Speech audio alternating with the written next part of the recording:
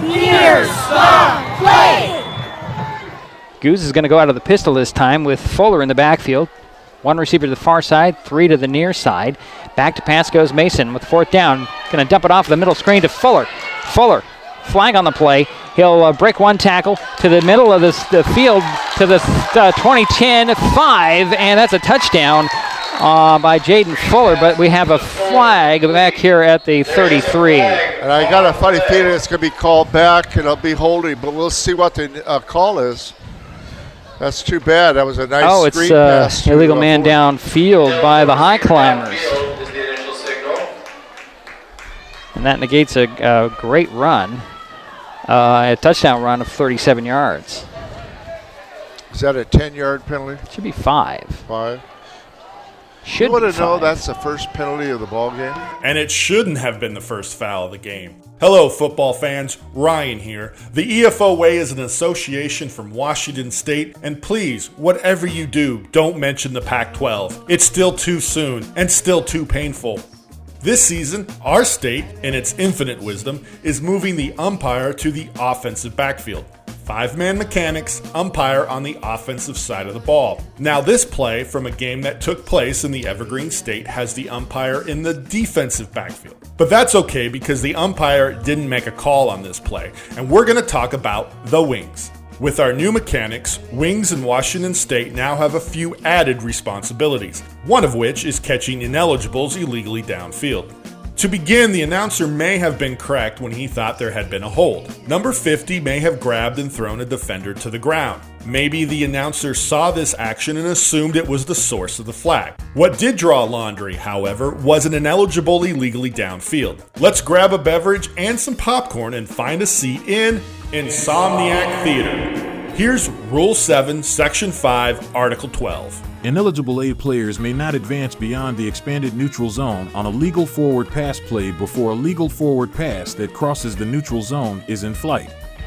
If B touches the pass in or behind the neutral zone, this restriction is terminated.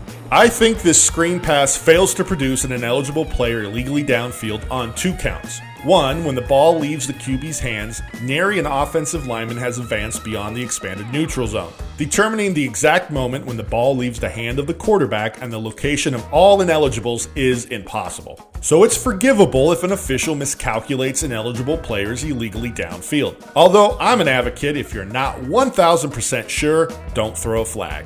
Make it big. What is far easier to determine is where the pass is caught. This screen pass is caught a good 1 yard behind the line of scrimmage. Ergo, no ineligible players illegally downfield. We don't have a foul. The flag negates a nifty scamper into the end zone. The pass catcher runs like I do when my favorite bakery brings out a fresh batch of glazed donuts.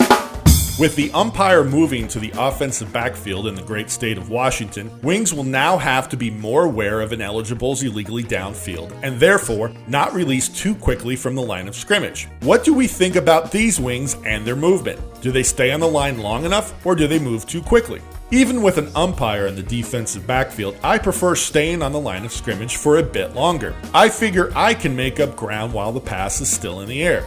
Furthermore, I hope I'd be able to read screen and stay put.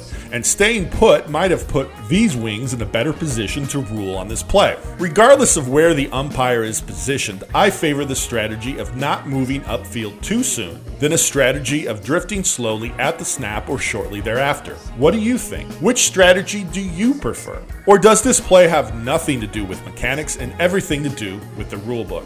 A couple of minor things before going to the big thing. How do we feel about the back judge not signaling touchdown? I think you should signal touchdown even if you know the touchdown will be called back. The other minor thing is the white hat bounces the ineligible downfield signal. I know it's petty, but there's no movement in the ineligible downfield signal. You don't tap your dome, you're not Benny Hill patting that small old guy on the head. The hand stays still on top of your lid. Now, to the big takeaway, and the one thing I think officials in Washington State will need to do a lot in 2023, especially on plays like this. and that is come together and discuss what everyone saw. This crew has no such conference. They just march off the penalty and go. Did no one have a feel for this play? Did no one question where the ball was caught? Did no one realize it was a screen pass, and screen passes usually involve the offense catching the ball behind the line of scrimmage, thus taking a foul for Ineligibles illegally downfield off the table? For all officials, especially for my brethren in the Evergreen State, this play highlights the importance of positioning, rule knowledge, and crew communication.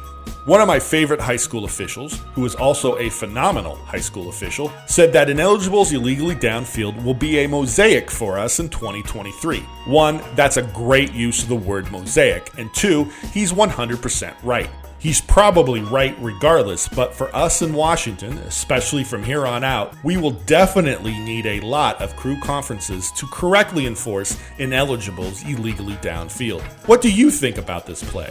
Are you like me and think the lack of a conference is the #1 talking point?